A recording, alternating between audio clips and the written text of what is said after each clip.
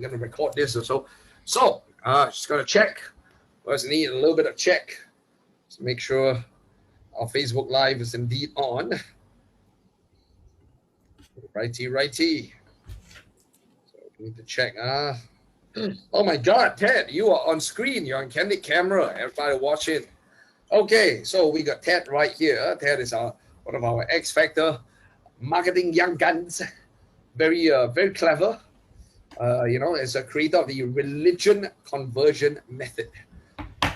So, very interesting religion conversion method. I interviewed Ted, I think, in Jan, and we had a great conversation about the religion conversion method. Religious or religion? Religion, right? Religion. Religion conversion method. And a great part of it is the idea of changing beliefs. So recently, Ted managed to clock for his client 100K plus in terms of ref with no ad spend. Thought was pretty impressive. So we are going to put this on Facebook Live, a part of it on Facebook Live. The rest we're going to reserve for our X Factor people only. So for everyone else watching, if you want a full copy, you got to DM me. Actually, I don't know whether, even if they DM me, whether I'll send them. Maybe I won't send them. I don't know. You guys can try it. Okay. So anyway, Ted, welcome. So give us I know your client wants to remain confidential, privacy at stake. So why don't you give us a bit of lowdown on what exactly happened? Yep. So basically, this client was aiming for big numbers, and one of the obstacles that they were facing is yes, they want to hit big numbers, but of course, ad spend was one of a concern in terms of they have to spend, of course, in advertising dollars spent over and over. That's something they're not comfortable. So I was trying to find out if there could be an easier, faster, cheaper way to get in the numbers. And that was when I came up with this campaign. Actually, I was in the bathroom. I was like showering, and the idea popped out in my head. so I had the idea. Came out of the bathroom, wrote on a on a piece of paper, thought about it, and then the next day I called for a meeting with the marketing manager at the other side. I said, hey, let's do this, and then I sold the idea to them, and boom. So basically, I think in a few weeks later, we had 130K revenue, little ad spend in about 1 day. So I think not too bad. So yep, there's some context. Yeah, that is pretty good. So then let's talk about a few things we were chatting before the call. And I think one of the few things that I think kind of worked out pretty well was the idea of like really seeing the whole thing in a different model. Most of the time, some of the folks coaching, speaking, they're in the model of just doing preview after preview after preview. You saw something different here in the model. So what exactly? How did you manage to use leverage so that these guys don't have to just keep grinding it out? Yeah. So I'll share before. So before we had this campaign, the client was, the traditional way of marketing for our class is previews after previews. Then the speaker had to sell every week. So it's kind of tiring for him. So and at the same time they were aiming for big numbers. In fact, I was actually pushing them to hit big numbers. But I was thinking if there could be a better way. So after that, I planned out a different way to market this whole thing, to sell his product. And instead of doing the traditional webinars, which I think still works, we tried a different approach, and I did a bit of calculation and realized, it could work out very well if executed properly. So we did a mini summit, or like a 1 day event, 4 or 5 hours, and in that short period, about 4 or 5 hours, we sold 130K worth of products. And I think based on a bit of projection, based on past numbers, the back end, which is in a few weeks' time, probably additional 500 to 700K revenue. So this is just a bit of context for this campaign. Yeah, that is pretty good. So let's talk about it, right? So you decided to switch the model up a little bit, use a little bit more leverage instead of just grinding, right? Which is pretty awesome. So let's talk a little bit about getting people to a 1 day, right? I know the client might want to preserve his the hook and everything. So why not just walk us through the thought process? How exactly do you get the hook, and how exactly do you formulate the 1 day summit? How was it angled specifically? So yeah. Okay, so I think the first part is how we marketed this whole campaign. So it's clients in the wealth or MMO niche. So I mean, the usual way is just have the basic claim, the basic hook. But we decided to do it slightly differently. We use the hook, or we frame this whole campaign as something that is very relevant to the current marketplace in Malaysia. So Malaysia, it's currently it's like their lockdown is called MCO. So the MCO has been happening and dragging over and over again, and that was a concern. So the problem that the locals there faced was they're trying to have a balance between if I were to focus on my business or income, then my health will be affected because I have to go out and so on and so forth. And if I have to focus on my health, then my business will be affected or my income will be affected. So they're kind of tied between these two things. So we frame this product or this event as a solution, as a way out of this tight situation. So that's how we marketed it.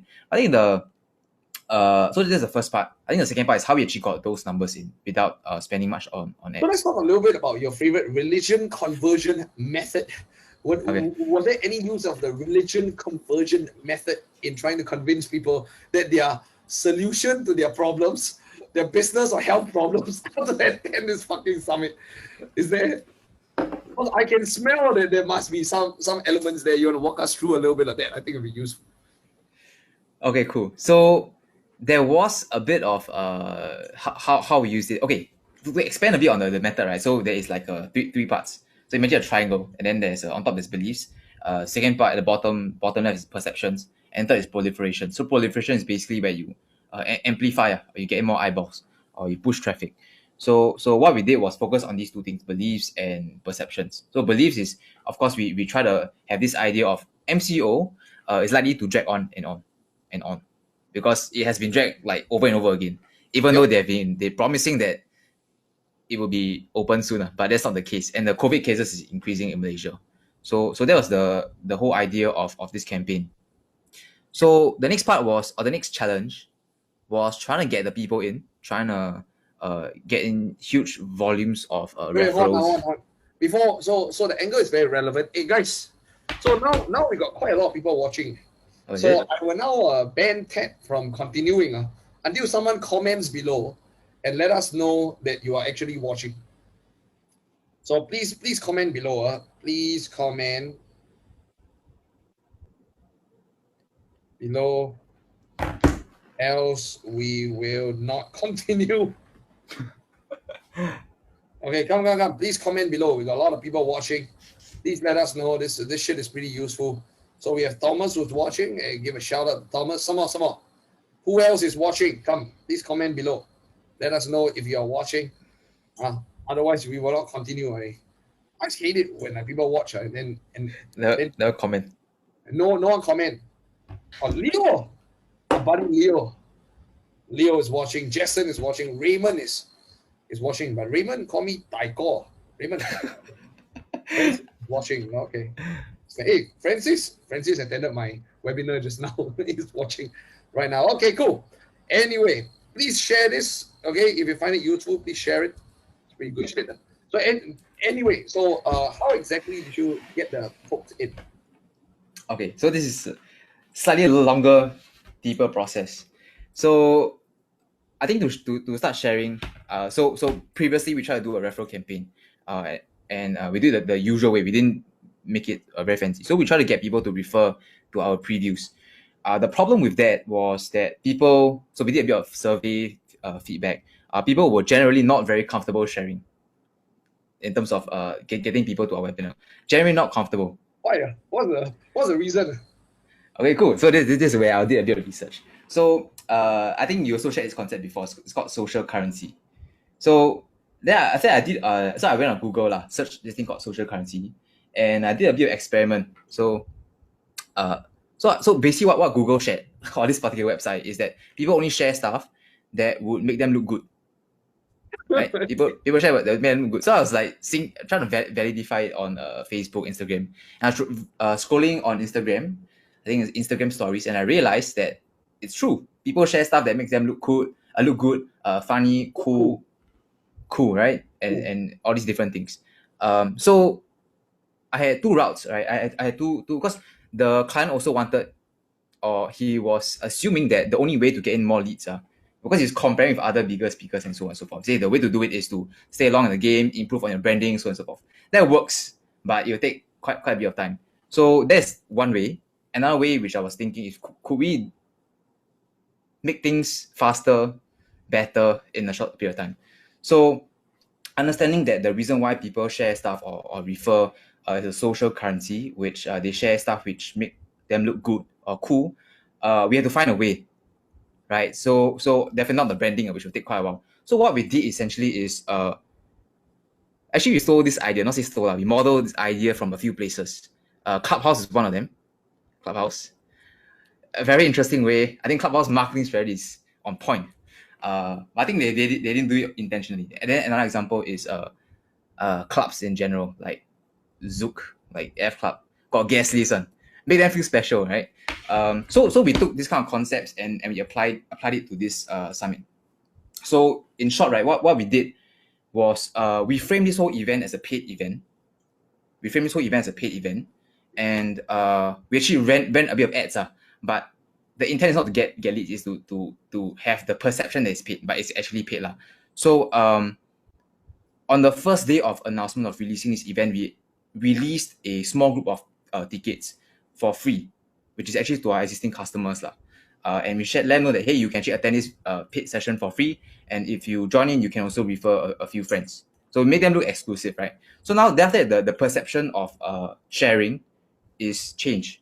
It's changed, right? So the first part is they didn't want to refer because it makes them look a bit better. Or like if I were to refer a webinar or refer something, people, when they see our post, will look a bit like, what's this guy doing? What's he trying to promote, right? So we try to reframe the whole thing. We try to make it like a Clubhouse thing. I have a Clubhouse entry. I can refer it more. Or like a Zook. I got a Zook. What's it called? VIP. Zoom No. VIP. Okay. Guest list, right? They got like 8 guest lists I can refer also, right? And they don't feel like weird to refer. In fact, they make themselves look good, right? The refer feels good. The one who gets invited also feels good. So both parties feel good. So we try to referring to a webinar. You got a whole bunch of top clients that basically have a couple of invites that they can bring along people into the event that is otherwise paid, but they can come for free. Yeah. Okay, cool. Yeah. So what we realized, or what we're actually doing, is setting the context. And that's what we spend the small advertising budget on. It's not to get leads, but to set the context. I think that part was interesting. What was the context you were attempting to set with the ads? Well, the ad now becomes an awareness ad more than everything else. Yeah, it was. But surprisingly, it got some sales. You have to tell them that this is a paid event, so that when the free people come and start asking people to go in, then they'll be like, oh my god, you have a free feed there. Okay, Yeah. cool. This is a part for everybody watching where we will stop the live session now. Because I know you guys are like, what the fuck? I want everything. We are gonna stop right here. We're gonna stop right here. If you want a full thing, you gotta DM me. So let's carry on. This is a brand new model also. It's a brand new model. A brand new model where you stop halfway and then you get people only to jump on. Okay, cool. So then let's carry on. Oops. Okay, cool. All right, cool. Okay. Now we are back on. Okay. Awesome. So let's carry on. Yeah. So I was like diving a little bit deeper on this concept because I was trying to fine tune and crystallize my thoughts. So yeah. So what I was like reading up and watching videos, and I came across this little concept that advertising is actually creation of a complementary product or complementary context. So what we did is we created this product. In this case, it's a context, not a product, and we set the whole frame. So for example, like giving examples to this concept of advertising is creating a complementary product. Examples is, all the SaaS products, they always have different tiers, right? And they kind of drive you to one specific tier, the basic plan, those kind of things. And then there's your luxury retail. Your context is basically your ambience, the music when you enter the shop. I think for Nescafe is your pots. Like the coffee probably costs like 90 cents, but because you put it in a pot, It looks like $4, $5, and many of these different things. What So about 10 cents? I think it's cheaper. It's trash. oh yeah, I drink Nescafe a lot. Yeah. Hey, do you have the machine? You put a Yeah, K2 one. yeah, Oh my god. But it looks cooler. It it looks looks cool. cool. Do you buy the machine? Not I buy lah, but as in I have it at home lah. You have the machine, right? You have the Yeah. machine, the capsule, everything, and just like, yeah. Okay, cool. Yeah, and they give you the cup. The cup is the context. It looks like you're drinking like from a cafe, but it's actually 50 cents. Yeah. Yeah. So what we're doing is essentially setting up the whole context for this outcome, which we want to make people feel special when they refer. So of course you have a bit of incentives for people to refer, but that is eventually brought in the numbers. So that's what we did, and people felt happy to refer. There wasn't like any. I mean, the numbers came in, the numbers showed lah. So I guess that was like the effect which we wanted to create was created.